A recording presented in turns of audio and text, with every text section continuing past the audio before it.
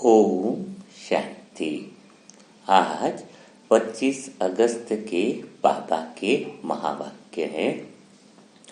मीठे बच्चे, कदम कदम पर जो होता है वह कल्याणकारी है। इस ड्रामा में सबसे अधिक कल्याण उनका होता है जो बाप की याद में रहते हैं।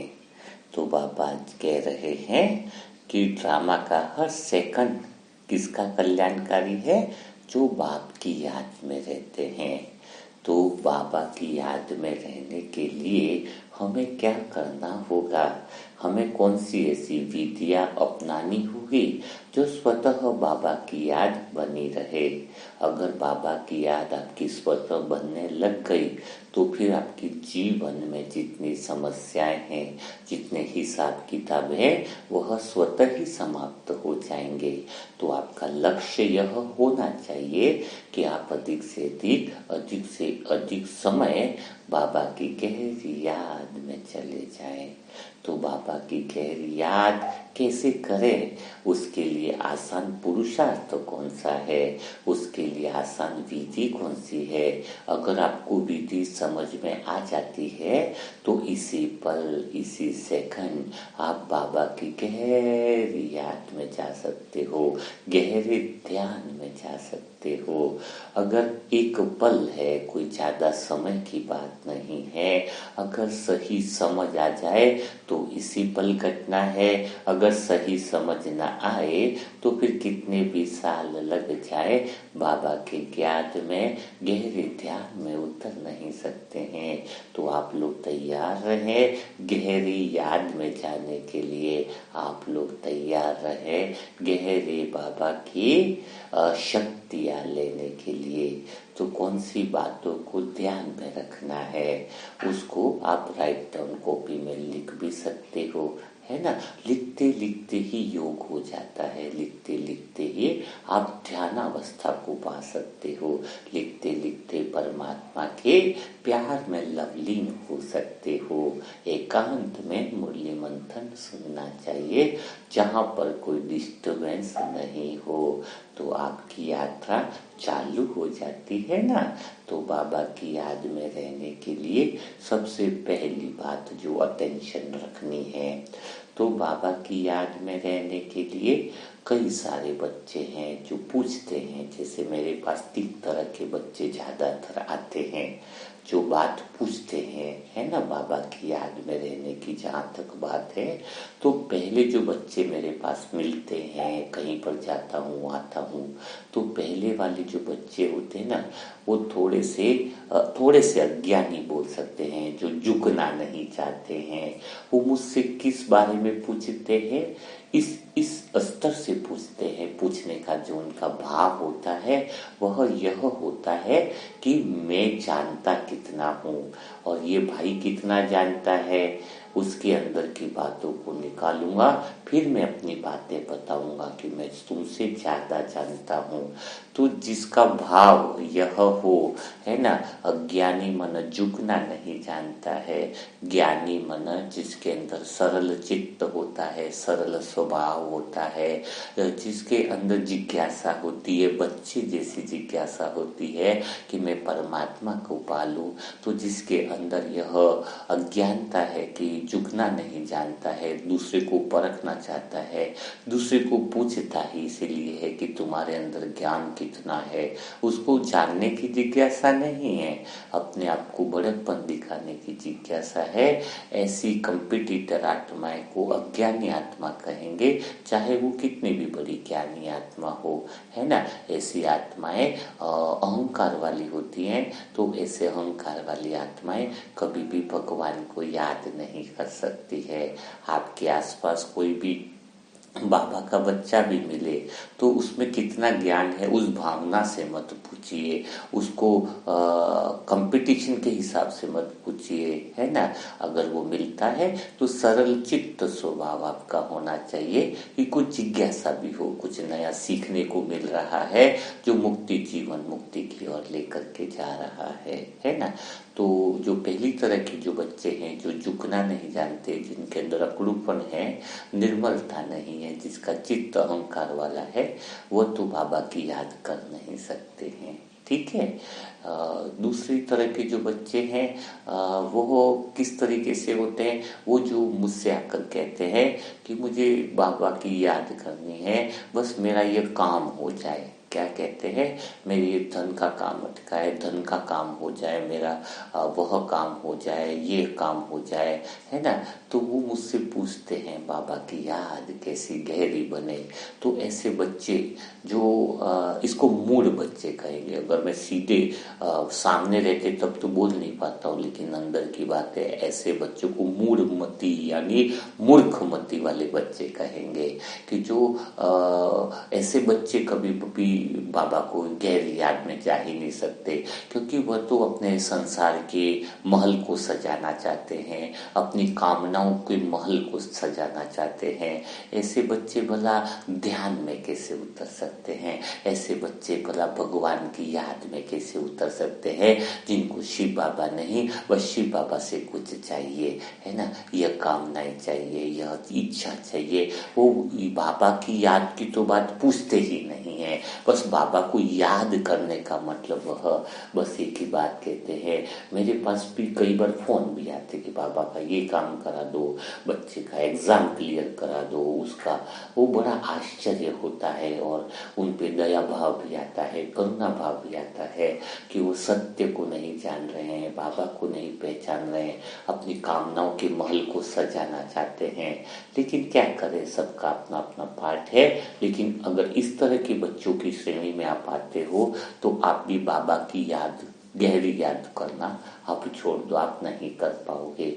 लेकिन तीसरी तरह के बच्चे हैं, जो खास बच्चे हैं, वो क्या कहते हैं, मुझे मुमुक्षु, मुझे मोक्ष, मोक्ष का अर्थ वो नहीं है सदा के लिए, मुझे मुक्ति, जीवन मुक्ति चाहिए। मैं बाउंडेशन का जीवन नहीं जीना चाहती, मैं आत्मा गुलामी का जीवन नहीं चाहती, मुझे जीवन मुक्त होना है, सभी बाउंडेशन से फ्री होना है, मुझे विश्राम अवस्था को पाना है, मुझे परमात्मा का सानिध्य पाना है, मुझे सत्य के दर्शन करने हैं। ऐसा सरल चित्त मन हो, जिसके मन में परमात्म प्रेम के प्रति अटूट श्रद्धा हो, भगवान के प्रति अटूट विश्वास हो, ऐसी आत्माएं परमात्मा की गहरी याद में समा सकती है। आप बाबा की फोटो के सामने बैठे हो या योग में बैठे हुए हो, लेकिन अगर आपका भाव ऐसा है कि बाबा मुझे सत्य के दर्शन करने हैं, मुझे सत्य तक पहुंचना है, मुझे परम सत्य को पाना है, उस अवस्था को पाना है जो परम विश्राम की अवस्था है, जो परम शांति की अवस्था है, जो परम आनंद की अवस्था है। जब आपके अंदर ऐसा शुद्ध भाव है, निर्मल भाव है, आपका चित्त इतना सुंदर है, तो फिर आपको परमात्मा दिखाई देगा। क्योंकि सुंदरता भी देखने की एक कला होती है, हर एक को वह चीज दिखाई नहीं देती है। लैला को, मजनू को लैला दिखाई देती थी, लैला उसके लिए सब कुछ उसके प्यार में डूबा हुआ रहता था। तो जब लैला उससे अलग हो गई तो मजनू पागल जैसा हो गया था। तो राजा ने क्या किया, मजनू को बुलाया कि वो उसकी बोले तेरे पे मुझे बहुत दया आ रही है, तो दिन भर रोता रहता है, परेशान होता है, तो तू लैला को छोड़। उसने 12 विश्व सुंदरी उसके सामने रख दी कि बोले तू इसमें से जिसको भी पसंद करेगा वह तेरी हो जाएगी। तो वो जैसे उसको दिखाया तो मजनू ने कहा इसमें से तो कोई भी मेरी लैला जैसी नहीं है, लैला जैसी दूल भी नहीं है। तो राजा ने कहा तेरी लैला तो काली कलूटी है, उसमें ऐसा क्या है।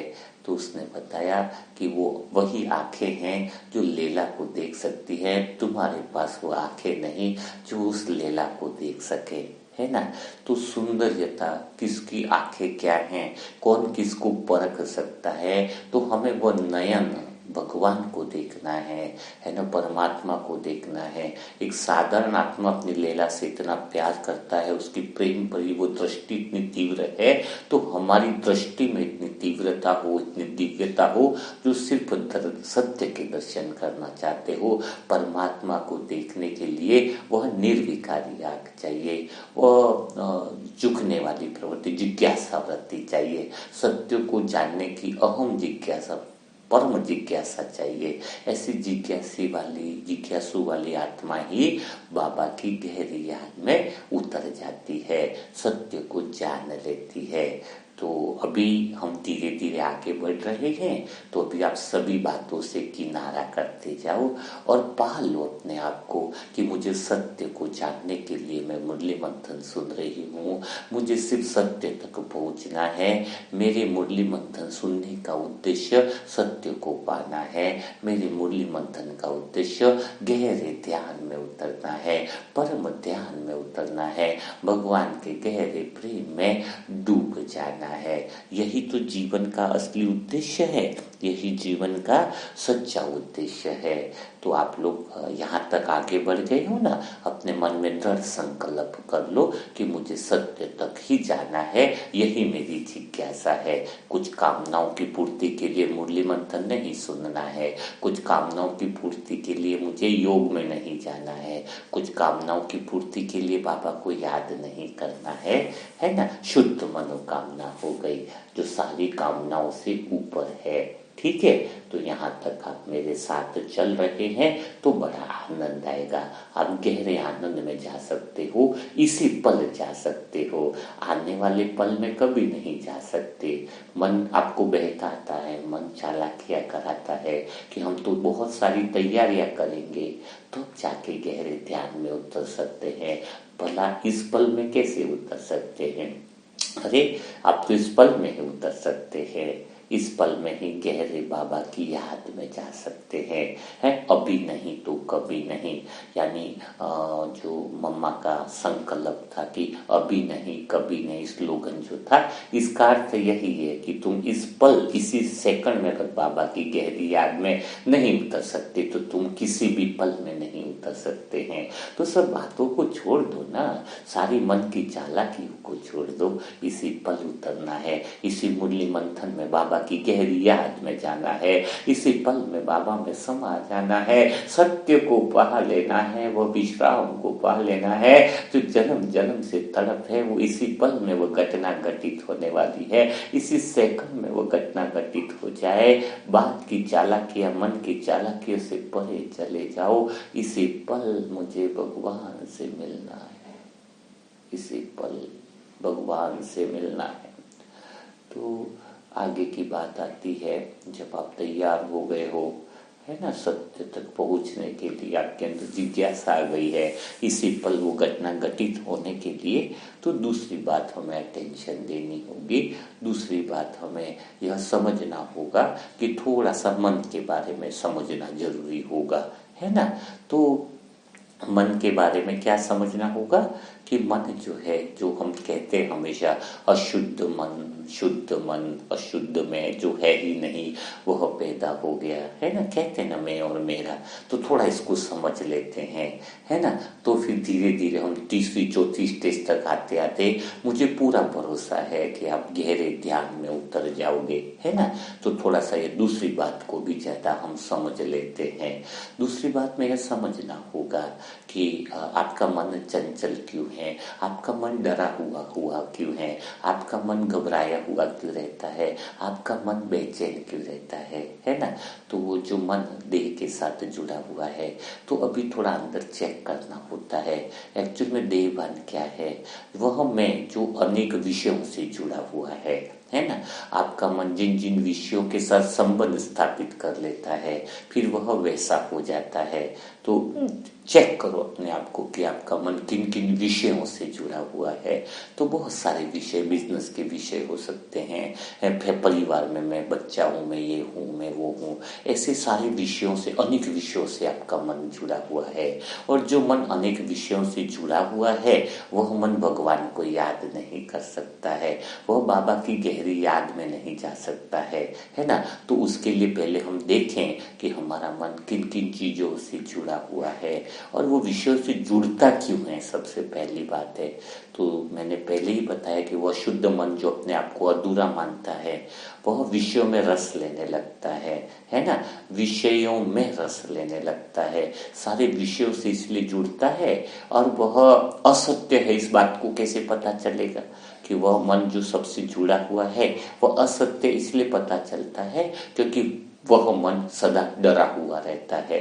कोई गलत काम करेगा तो पुलिस वालों से विषय से संबंध बना के रखेगा कि कल इसका मेरा पोल न खुल जाए तो वो पुलिस वाले काम आएंगे, है ना। कहीं उसने बता दिया मैं तो, मेरे पास तो बहुत पैसा है, तो अब उसको इस बात का डर कि थोड़ा पैसा कम है तो लोगों को पता नहीं चल जाए, वो सबको अच्छी अच्छी गिफ्ट देगा, भले उसकी एफिशिएंसी है या नहीं, योग्यता है या नहीं, फिर भी वो अच्छी अच्छी गिफ्ट देगा, है ना। तो वो ऐसे ऐसे विषयों से जुड़ना चाहता है जो उसके अहंकार को बनाए रखे, जो झूठा है। झूठ है तभी तो डरा हुआ है ना, झूठ वाले को ही तो इतनी सारी काम करने पड़ते हैं, झूठा दिखावापन करना पड़ता है। तो मन पहली बात तो क्या है, सारे विषय से जुड़ता इसीलिए है कि कोई उसे निर्भय कर दे, कोई उसे निडर कर दे, कोई उसे संतुष्टता दे दे, कोई उसे मतलब परेशान न होना पड़े उसको। तो वो मन क्या है एक्चुअल में, मन है क्या, तुम्हारे विषयों का मोहल्ला है। आपने एक पूरी गली बसा रखी है पूरी पड़ोसियों की, सबकी, जिसमें आपके बहुत सारे विषय से आप जुड़े हुए हो, है ना। इतने सारे विषय से जुड़े होने के कारण और आप नए विषय से भी जुड़ते हो। नए विषय से क्यों जुड़ते हो, क्योंकि आपको डर है, आपके डर को बनाए रखने के लिए, झूठे अहंकार को बनाए रखने के लिए, है ना। आपने कोई भी अहंकार एक बना दिया है जो झूठ तो है ही, आप अंदर से जान ही रहे हो, तभी तो अनेक विषयों से जुड़ना पड़ रहा है ना। हर पल कोई गलत चीज करके करता है तो उसको भी डर लगा रहता है कि मेरा ये पोल न खुल जाए ना। कई बार लगता है कि कोई इंसान के साथ आपने देख लिया, आपने कुछ गलत कर्म किया हुआ है, वो कहीं आपकी पोल न खोल ले, तो फिर आपको उससे भी बना के रखनी पड़ती है कि कहीं ये मेरा वो नहीं कर दे, है ना। और कई बार आपको पद में प्रमोशन चाहिए तो बड़े बॉस से बना के रखना है, अभी आपको ये नया विषय हो गया, है ना। तो आप जो है ना, मन जो है वो विषयों का मोहल्ला है ना, और अनेक विषयों से जुड़ा हुआ है। लेकिन अनेक विषय अगर स्मृति तक है तो कोई फर्क नहीं पड़ता है, जब आप उससे संबंध बना लेते हो तो फिर प्रॉब्लम होती है। अगर याद है, स्मृति है मन में कि ये भाई भी है, ये बहन है, वो है, तो कोई फर्क नहीं है, स्मृति से कोई फर्क नहीं है, विषय से कोई भी फर्क नहीं है। लेकिन आप जो है उस विषयों से, उन विषयों से जो आप जो है वो क्या तादात्म्य स्थापित कर लेते हो, उनसे आप संबंध स्थापित कर लेते हो। और जब आप उनसे संबंध स्थापित कर लेते हो तो वह मन जो है वो सदा बेचैन रहता है, सदा अशांत रहता है, और ऐसे विषयों से जुड़ा हुआ मन कभी भी भगवान को याद कर नहीं सकता है। तो अब पहली बात हमें क्लियर करनी है, बाबा की याद में उतरना है ना आपको, तो पहली ये बात पक्की कर लो कि ये जो विषय है ना वो विष का रस है। ये विषय क्या है, ये विषय जो है वो क्या है, विष के समान है। मतलब ये तुम्हें पल पल सारे विषय न नोच रहे हैं, खसोट रहे हैं, तुम्हारे जीवन को निचोड़ रहे हैं, इतना जीवन को निचोड़ रहे हैं, वो ही तुम्हारा विषय का तुम भोग नहीं कर रहे हो, विषय तुम्हारा भोग कर रहे, तुम्हारे अंदर से रस निकाल रहे सारे विषय, है ना। जितने विषय से जुड़े हो, जैसे गन्ना होता है ना, तो गन्ना मशीन में डालते हैं, फिर उसका रस निकल जाता है, तो फिर गन्ना फिर मशीन में डालते हैं, फिर रस निकल जाता है, फिर और डालते हैं, तब तक डालते हैं जब तक उसका रस नहीं निकल जाता है। तो आपके रिलेशन वाले, संबंधी वाले और जितने विषय से जुड़े हैं वो आपका पूरा रस निकाल रहे हैं, आपको इतना खोखला कर रहे हैं, थोड़ी बहुत भी ताकत आपके अंदर बची है तो वो ये नहीं सोचते कि आत्मा परेशान हो रही है, अरे होने दो, जितने उसके अंदर रस निकालो, जब तक भी उसके पास धन है, दौलत है, थोड़ा जो कुछ भी है ले लो, बस, है ना। उनको आपकी किसी की बात की चिंता नहीं है। तो एक्चुअली में जितना विषयों से जुड़े हुए हो, खोखले होते जा रहे हो, आत्मा की शक्ति क्षीण होती जा रही है, मन की शक्ति कमजोर होती जा रही है। क्योंकि विष क्या करता है, विष तो जहर होता है जो मृत्यु के निकट लेकर के जाता है। वास्तव में देखा जाए तो इस कलयुग की दुनिया में पहला दिन ही जब इंसान जन्म लेता है तो मैं तो कहता हूँ मृत्यु के दिन चालू हो गए, मृत्यु के तो दिन चालू हो गए ना, मौत के दिन चालू हो गए। क्यों चालू हो गए, क्योंकि पहले दिन से ही हम मर रहे हैं, दूसरे दिन 2 दिन मरे, तीसरे दिन 3 दिन मरे, है ना। ये हमारा बर्थ डेट नहीं होता, बर्थ डेट का मतलब है कि इतने साल हमने मर के निकाल दिए, क्योंकि आप विषय भोग से जुड़े हुए हो, असत्य से आप जुड़े हुए हो, है ना।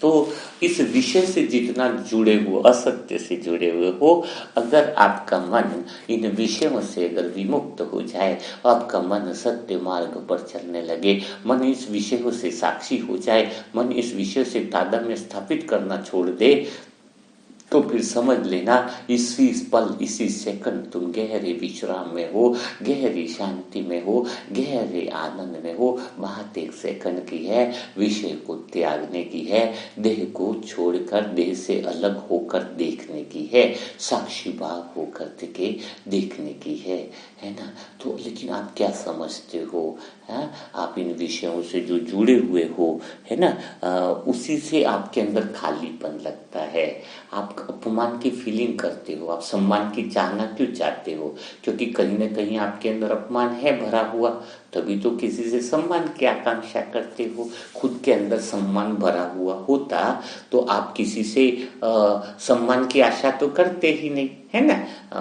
तो यानी इस विषयों से जुड़ करके आप भिखारी बन गए हो, बिल्कुल, है ना। और जैसे सत्य की तरफ जाते हैं तो अंदर समृद्धि का अनुभव होता है, संपन्नता का अनुभव होता है, गहरी शांति का अनुभव होता है। तो पहली बात है आपका चुनाव आपका क्या है, पल पल मृत्यु आती जा रही है और ये विषय भोग आपको खोखला करते जा रहे हैं।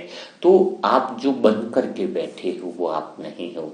जैसे आप क्या कहते थे कि जैसे जवान हो तो आप क्या कहते थे, मैं जवान हूँ, बोलते थे ना, मैं जवान हूँ, बचपन में मैं बचपन में हूँ, है ना, मैं बूढ़ा हो गया, बोलते हो ना। अच्छा बताओ, ठीक है, आप कौन हो, साक्षी होकर देखने का मतलब क्या हुआ, इस भाव को समझना होगा। तो अगर आप जवान थे तो जवानी तो निकल गई, फिर भी आप हो, तो आप बोल रहे थे जबकि मैं जवान हूं, यानी तुम जवान नहीं थे, जवान को देखने वाले थे, नहीं तो जवानी गई तो तुम भी चले जाने चाहिए थे ना। भाई आप क्या बोले कि मैं जवान हूं, तो जवान थे तब तो तुम जवानी थे तो तुम तो निकल जाने चाहिए ना। अब क्या जवानी चली गई फिर भी तुम हो, तुम बोलते हो मैं बूढ़े हूं, तो बूढ़ा हूं तो बूढ़े को देखने वाले हुए ना, है ना। मैं बूढ़ा हूं तो बूढ़ा भी नहीं, बुढ़ापा भी निकल जाएगा तब भी तुम रहोगे। बचपन में हो तो बचपन भी निकल गया फिर भी तुम हो। तो जब सब बोलते हो कि मैं इंजीनियर हूं, इंजीनियर विदा हो गया तो भी तुम हो, हाँ तब भी तुम वही हो। तो तुम्हें ये देखना होगा कि मैं देखने वाला हूं, मैं वह हूं नहीं। आप विषय से संबंध क्यों बना लेते हो, है ना, आप वह हो ही नहीं ना। आप जवान कहाँ हो, आप तो जवानी को देखने वाले हो, शरीर के अंदर परिवर्तन को देखने वाले हो। आप एक जगह स्थिर हो, आप सत्य हो। आपके अंदर जब विषयों से झूठ से किनारा आप करने लग जाओगे, आपको पता चलेगा कि आप सत्य की तरफ आगे बढ़ रहे हो, आपके अंदर क्षमा भाव आ रहा है, करुणा भाव आ रहा है। सिर्फ आप जो हो रहा है उसको देख रहे हो, बचपन जवानी हो या बुढ़ापा हो, मृत्यु भी आ जाएगी तो उसको भी देखने वाले होंगे, जन्म भी होगा तो आप देख रहे हो। मेरा जन्म हुआ नहीं, मेरी मृत्यु हुई नहीं, मेरी जवानी हूं, मैं जवान हूं नहीं, मैं मर गया हूं नहीं, मैं मर गया तो भी मरने को भी देखने वाले, मैं जवान हूं तो भी जवानी को देखने वाले, मैं बुढ़ापा हूं तो मैं बूढ़ा हूं तो बूढ़ा को भी देखने वाले, क्योंकि कोई चीज चली जा रही है फिर भी तुम तो वहीं के वहीं हो। इसका मतलब तुम कहीं अलग हो ना, तुम्हारा चैतन्य स्वभाव, तुम्हारी सत्यता कहीं अलग है, डिफरेंट है, तुम कुछ अलग हो। इस झूठे जड़ चीजों से तुम्हारा अस्तित्व अलग है, तुम उस अस्तित्व में तुम्हें रहना है, सत्यता को अनुभव करना है। तो इसी पल तुम विश्राम में हो, इसी पल तुम आनंद में हो, इसी पल तुम सुखी हो। जब तुम कहते हो मैं दुखी हूं तो तुम इसी सेकंड सुखी हो सकते हो। इसी पल विषय को, झूठ को छोड़ दो तो इसी पल तुम क्या हो, इसी पल तुम सुखी हो, इसी पल आनंद में हो, इसी पल प्रेम में हो, इसी पल गहरे प्रेम में डूबे हुए हो। जरूरत किस बात की है, जरूरत इस बात की है कि तुम्हें वह घटना कब तुम्हारे जीवन में घटित हो उसकी तैयारियां कितनी कर रखी है। तैयारियां एक ही है कि तुम्हारा अंतर मन तैयार हो जाए, तुम्हारा विवेक तैयार हो जाए कि मैं इन सब चीजों को, इसी झूठ को छोड़ने के लिए इसी पल तैयार हूं, सत्य प्रेम और ज्ञान के मार्ग पर चलने के लिए रेडी हूं, है ना। तो फिर तुम योग में उतरने लगते हो, है ना। जब तुम्हारे अंदर भाव होता है कि मैं झूठ को देखने वाला हूँ, तो वह भाव तुम्हें कुछ और बना देता है।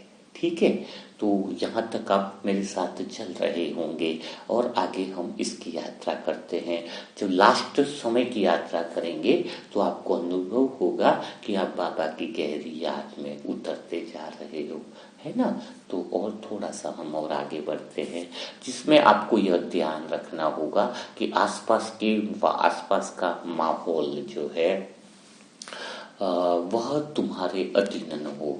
अब बात क्या आती है, आसपास का माहौल यानी तुम्हारे मन के आसपास के जो विषयों का जो मोहल्ला है ना, वह उसका प्रभाव तुम पर ना पड़े, उसके लिए आपको क्या करना होगा, है ना।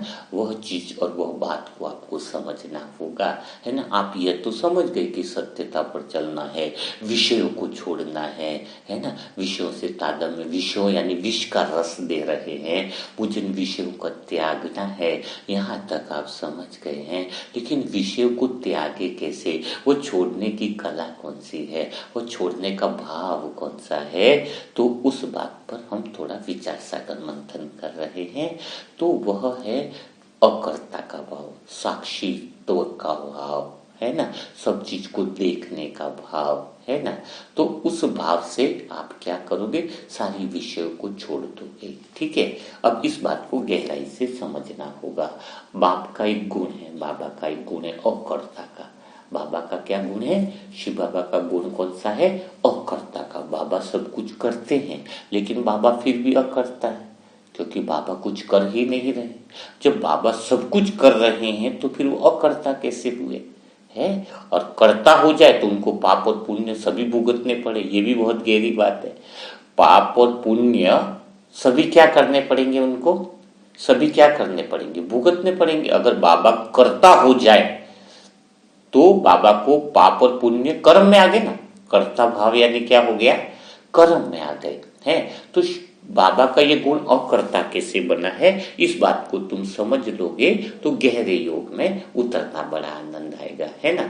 तो बाबा का जो अकर्ता का गुण है कि बाबा कुछ भी नहीं करते हैं, बाबा कुछ भी नहीं करते हैं। अगर कोई कहता है कि बाबा किसी से कुछ करवाते हैं, बाबा खुद नहीं करते हैं। सत्य की स्थापना भी हम बच्चों के माध्यम से करवाते हैं, तो हम बच्चों के माध्यम से भी करवाते तो भी कुछ कर तो रही है ना, कर्म बंधन तो होना चाहिए। फिर बाबा का कुछ तो कर रहे हैं ना, है ना, तो फिर बंधन होना चाहिए बाबा का। अगर मैं आत्मा किसी और के द्वारा कुछ काम कर रहा हूं फिर भी मेरा कर्म तो हो रहा है ना, कर्म तो हो रहा है, तो फिर बाबा को अकर्ता क्यों बोलते हैं, है ना।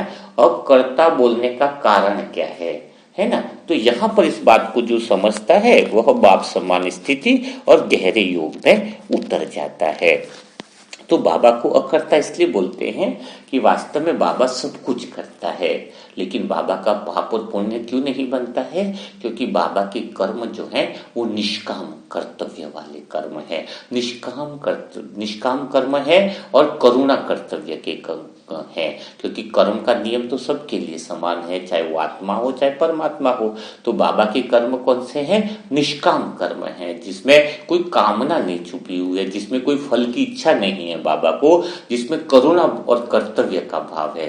तो जब हमारा करुणा और कर्तव्य का भाव होता है, जब हमारे अंदर कोई कामना नहीं होती है, कोई इच्छा नहीं है कि इस कर्म से हम ये पालेंगे, इस कर्म से हम वह पालेंगे, जब हमारे अंदर वो इच्छा नहीं होती है, निष्काम कर्म होते हैं, तो कोई कर्म बंधन बनता ही नहीं है। अगर देखा जाए तो सतयुग और त्रेतायुग में भी जो हमारे कर्म होते हैं वह सभी कामनाओं से परे होते हैं, निष्काम कर्म होते, किसी को लूट ले, किसी को फलना कर दें, ये सब भावनाएं होती नहीं है ना। तो आत्मा निष्कामी होती है ना, एक तरह से, है ना, उसको आनंद रहती है, वो अपने अंदर के आनंद के गुणों को बिखेरती है। तो भगवान के इस गुण को आप समझ गए, है ना, इसलिए भगवान को अकर्ता बोलते हैं। अब वही अकर्ता हमें भी बनना है, बाप समान बनना है ना, हम भी अकर्ता बन सकते हैं। अब कई लोगों की गलत फहमी थी कि हम तो जन्म मरण में आए तो हमारे अकर्ता का गुण कैसे हो सकता है। अरे बाप समान यानी बाप के सारे गुण हमारे अंदर हैं, इसी बात को तो समझना है है तो हम भी तो पाप पुण्य से परे जा सकते हैं ना, और कर्ता का भाव हमारे अंदर क्यों नहीं रहता? हम भी वही है, वही तो है हम बच्चे है, तो हम भी सुख दुख से पार जाए, अच्छे बुरे विचार से पार जाए, धर्म अधर्म के विचार से पार जाए, तो उसके लिए हमारे अंदर अकर्ता का भाव होना चाहिए। और अकर्ता का भाव होना नहीं चाहिए, हम अकर्ता ही हैं। कर्ता के भाव में आने से ही हमारे अंदर देहभान आता है। अब इस बात को अच्छे से समझो, कर्ता का भाव आने के कारण ही हमारा योग टूटता है, कर्ता का भाव आने से ही देहभान आता है। कर्ता का भान आने से ही क्या आता है? हमारे अंदर देहभान आता है। जो कर्ता यानी भोगता, करता है फिर वो भोगता भी है, तो हमारे अंदर जब वह भाव खत्म हो जाएगा तो हमें बहुत बड़ा आनंद आएगा। अब आप पूछोगे कि कर्ता का भाव क्या है? तो थोड़ा इसको गहराई से आपको बताता हूँ। पहले तो आपको बताया कि हमें साक्षी होकर के देखने वाले हैं। तो जैसे ट्रेन स्टेशन से निकलती है तो कई सारे स्टेशन आते हैं ना, आपके राजस्थान में माउंट आबू आ गया, जयपुर है, कोई ट्रेन से जा रहे हो या फिर बॉम्बे जा रहे हो तो अंधेरी बांद्रा, सारे स्टेशन आ रहे हैं। तो आप क्या स्टेशन तो नहीं बन गए ना, आप स्टेशन को देखने वाले बने। जवानी आया, बचपन आया, बुढ़ापा आया, मृत्यु आया, जन्म आया, कोई भी घटना घटित हो रही है वो स्टेशन की तरह आपके जीवन की घटनाएं आ रही है। आप वो हो नहीं ना, आप तो देखने वाले हो। वो घटनाएं आ रही है, देख रहे हो, और आप साक्षी होकर के देख रहे हो, ट्रेन में जाके देख रहे हो। तो आपके जीवन की जितने भी अनेक जन्मों की भी घटना है, इस जन्म को याद मत करो। जवानी, बुढ़ापा, बचपन, शादी की, ये की, आप वो तो नहीं बने ना, तो आप तो वो देखने वाले बने, है ना। तो ट्रेन के अंदर आप जा रहे हो, ठीक है, तो ये साक्षी भाव तो आ गया। अब क्या प्रॉब्लम है? वो देखने वाले तो बन गए। अब सबसे बड़ी जो देवान की शुरुआत है वो आपको समझना है। आप इसी पल, इसी सेकंड अगर कर्ता का भाव छोड़ दो, कर्ता का भाव यानी क्या है? मन क्या बोलता है? मन बोलता है मैंने ये काम किया, मैं वहां पर ज्ञान दिया, मैंने यह बिल्डिंग बनाई। मन क्या बोलता है उसको थोड़ा सा समझ लीजिए। मन विषय से तो जुड़ा, लेकिन विषय से जुड़ने का अर्थ क्या है? चलो भाई, मकान में हम रह रहे हैं, तो मकान में रह रहे हैं तो मकान हमें मोह पैदा करेगा ही नहीं। मैं 25 माले की बिल्डिंग में रहूं, वो मकान मैंने बनाया, ठीक है, बाई चांस, उदाहरण के लिए। अब वो बिल्डिंग मुझे कोई भी क्या नहीं पैदा करेगी? मोह लगाव पैदा नहीं करेगी। मैंने अपने बच्चों को पाला, तो बच्चों को मैंने पाला, तो कब तक मेरे को बच्चों को पाला, बहुत अच्छी शिक्षा दी, लाखों रुपया लगाया मैंने उस बच्चों के ऊपर, है ना, तो तब तक वो मुझे बच्चे परेशान नहीं करेंगे। बहुत गहरी बात को समझना होगा आपको। परेशान कब करेंगे कोई भी विषय? जब मैं उसको अपने साथ जोड़ देता हूं। और अपने साथ जोड़ने का अर्थ क्या हुआ कि मैंने बिल्डिंग बनाई, है ना, बच्चों का खर्चा मैंने किया, बच्चों को मैंने पढ़ाया, बच्चे को मैंने ऊंचा बनाया, ठीक है, यही बोला। अब मेन बात क्या है कि क्या वास्तव में मैंने मकान बनाया है? अगर मैंने मकान बनाया है तो वास्तव में मैंपन तो होना भी चाहिए ना। थोड़ा सा बात को समझो, बहुत गहरी है। अगर मैंने बच्चों को पढ़ाया है तो बच्चों को तो वास्तव में मैं नहीं पढ़ाया है। आपको बोलेंगे भाई तू तो साक्षी हो जा, तूने तो पढ़ाया नहीं, तूने तो किया नहीं है। ऐसे कैसे हो सकता है? भाई मैंने पढ़ाया है तो पढ़ाया है ना। मैं छूटने को तैयार नहीं, अहंकार छूटने को तैयार नहीं है। तो अशुद्ध में का भाव क्या है यहाँ पर समझो। बाबा भी विश्व सेवा करता है तो बाबा के अंदर तो आता नहीं कि मैंने विश्व सेवा करी, बाबा के अंदर तो कोई कामना, कोई अहंकार नहीं है। तो हमारे अंदर ये दिक्कत क्या है? थोड़ा सा इस बात को और गहराई में बने रहना होगा आपको मेरे साथ। मेरे अंदर भी क्यों नहीं आता है वो भी आपको थोड़ा सा अंदर के अनुभवों के द्वारा बताऊंगा। तो पहली बात है, मन सिर्फ सोच सकता है, करने की ताकत मन में नहीं है। क्या बात लिखो, डायरी में नोट करो इस बात को। मन सिर्फ विचार कर सकता है, प्लानिंग बना सकता है, लेकिन मन उन विषय का थोड़ा अनुभव कर सकता है। मन उन विषय का क्या कर सकता है? अनुभव भी कर सकता है, लेकिन मन के अंदर करने की बिल्कुल कोई भी शक्ति मन में नहीं है। मन कुछ भी कर नहीं सकता, कुछ भी नहीं कर सकता। बिल्डिंग बनाने का प्लान बना सकता है, बच्चों को पढ़ाने का प्लान बना सकता है, तो लेकिन प्लानिंग विचार से तो बनेगा नहीं। अगर मैंने विचार कर दिया मैंने 25 माले की बिल्डिंग बनाई तो 25 माले की बिल्डिंग तो बनेगी नहीं। तो करने वाला कौन है? करने वाली है आत्मा। आत्मा जो है उसके अंदर शक्ति है कि वो सारे काम कर देती है है, मुझे इसकी मदद करनी है, मेरे विचार आए 10 लाख की मदद करनी है, तो उसकी 10 लाख की व्यवस्था करनी है, तो मैं विचार कर सकता है मन। करने वाला कौन है? डूअर कौन है? डूअर है आत्मा। आत्मा नहीं होगी तो मन कुछ कर सकता है? मन का कोई वैल्यू है? मन की कोई इज्जत है? अलाउद्दीन का चिराग कौन है? जो बोलो आका वाली स्थिति किसकी है? पावर किस में है? आत्मा में है। करने वाली कौन है? आत्मा है। सब कुछ करने वाली क्या है? करने वाली कौन है? आत्मा है। आप तो बोलोगे मेरे बच्चे को खिलाना है, आपने तो खाली विचार किया कि बच्चे को खिलाना है। करने वाली कौन है? खिलाने की व्यवस्था करने वाली कौन है? आत्मा है। क्रेडिट कौन लेना चाहता है? मन। मैंने खिलाया। अरे भाई मैंने खिलाया, मेरी बिल्डिंग कहां से हुई? मन का काम सिर्फ विचार करना है और उस बिल्डिंग में रहने का अनुभव लेना है। चलो वे बिल्डिंग अच्छी है, बहुत प्यारी है बिल्डिंग, ठीक है, थोड़ा आराम है तो ठीक है, अनुभव ले लिया अलग बात है। लेकिन मैं का संबंध बना लेना कि मैंने किया है तो झूठ हो गया ना। वहीं पर सबसे बड़ी प्रॉब्लम होती है। वो उस विषय के साथ जुड़कर फिर धीरे धीरे अधूरापन करता है कि मैंने किया है, मैंने किया है। अरे कैसे आपने किया? चलो आपने 20 लाख रुपया आश्रम में लगा दी, दान कर दिए, सहयोग कर दिया। अब मन क्या कहता? मैंने 20 लाख रुपया दिया। अरे भाई मन ने तो विचार ही किया था कि मुझे 20 लाख रुपया देना है। करने वाला कौन है? डूअर कौन है? आत्मा। आत्मा ने ही 20 लाख की व्यवस्था करी, आत्मा ने ही 20 लाख रुपया दिया है। क्यों? क्योंकि करना है वो आत्मा करती है, और आत्मा जो करती है काम, वो कैसी का आत्मा करती है? आत्मा है निष्काम। क्या है? क्योंकि आत्मा तो परिपूर्ण है, आत्मा को कुछ चाहिए नहीं, कुछ कामना ही नहीं है। आत्मा अपने आप में संतुष्ट है, आत्मा अपने आप में सत्य स्वरूप में है, आत्मा अपने आप में प्रेम स्वरूप है, तो उसको कोई कामना हो सकती है क्या? तो आत्मा जो कर्म करेगी वो कैसे कर्म करेगी? एक तो बात ये क्लियर होगी कि किया किसने है? आत्मा ने। किया किसने है? आत्मा ने। अभी ये ज्ञान सुनाया, अब मैं बोलूं कि मैंने सुनाया, अरे मैंने कहा सुनाया? विचार आया है। मुंह को बोलने की शक्ति किसने दी? आत्मा ने दी। तो करने वाला, कर्म करने वाला कौन हुआ? आत्मा हुई। और मन क्या बोल रहा है? मैंने बहुत अच्छा ज्ञान सुनाया। तो ये मैंपन कहां से आई? तो झूठी बात हो गई ना। मन बोल रहा है झूठ की मैंने बोला। अरे भाई मन की तो औकात ही नहीं है, मन की तो कुछ शक्ति नहीं है कि मन कुछ बोल पाए।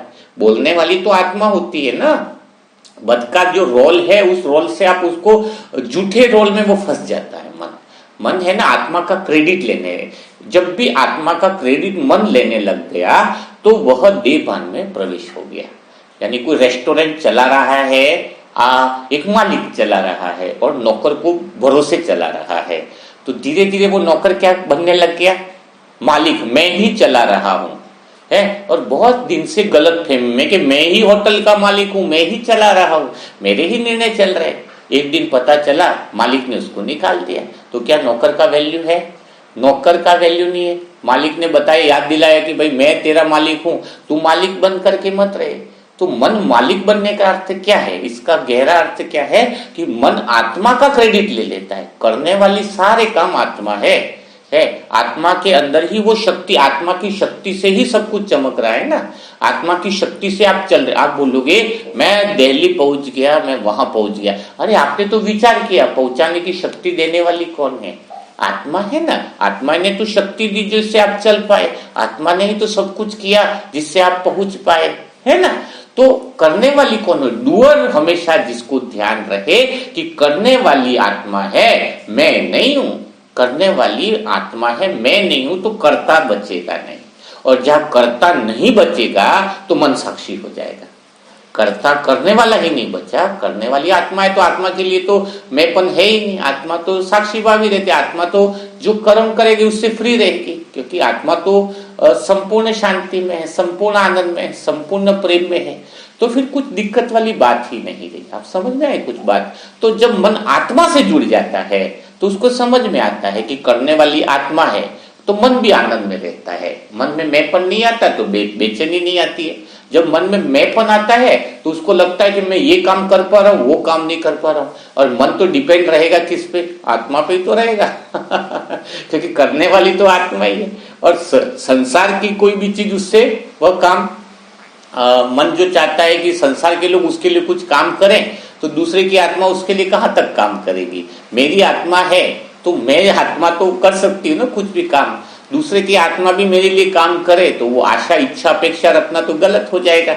अगर मन जो है शुद्ध विचार रख रहा है तो उसकी सारी जो चीजें हैं वो आत्मा जो करती है तो स्वतः ही निष्काम तरीके से ही पूरी होती है।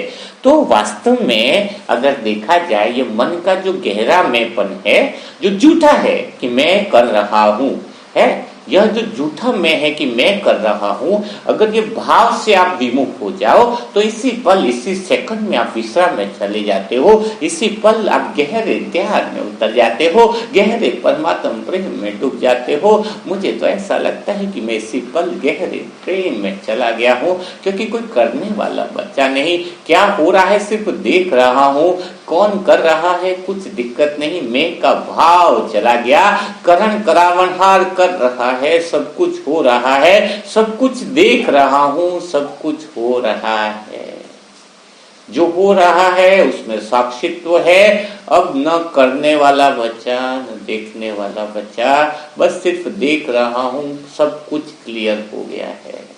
मन का जो मैंपन है, मन शून्य अवस्था को पा गया हो, मानो मन मोह में चला गया हो, मानो मन बेचैनी से चैन पा लिया हो, मानो मन को सत्य अवस्था का अनुभव हो गया हो, मानो मन एकदम कैसा गहरी शांति में, परम शांति में चला गया हो। तो यह बात आपको कहाँ तक समझ में आई है ना?